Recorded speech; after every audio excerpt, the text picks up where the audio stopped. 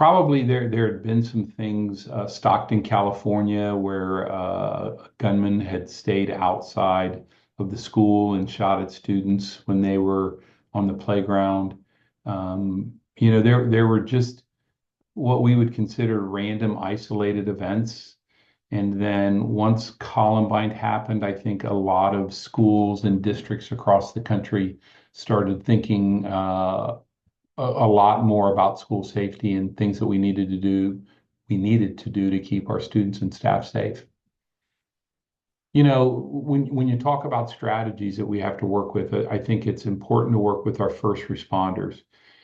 Part of this is because our schools are a microcosm of our community. So whatever's happening in our communities, we must be prepared for them to happen in our schools, usually at a much lower level.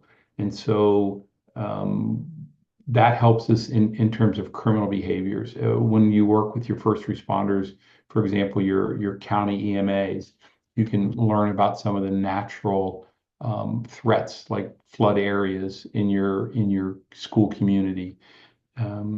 We worry about man-made events. If there's railroads that go through your community, if there's a major highway, if you're near a nuclear power plant. So the first thing you have to do is you really have to develop this multi-hazards plan with your first responders where you're not just looking at one or two items. You might have 35, 40 different items that you're preparing for that could happen at any time on your campus.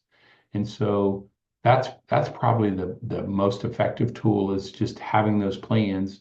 But then once you have those plans, you've got to train your staff on those plans. They need to know what to do if an emergency happens. And then bringing it full circle back to your first responders, doing exercises with your first responders allows you to test the capabilities of your plans as well as test the training that you've conducted for your staff.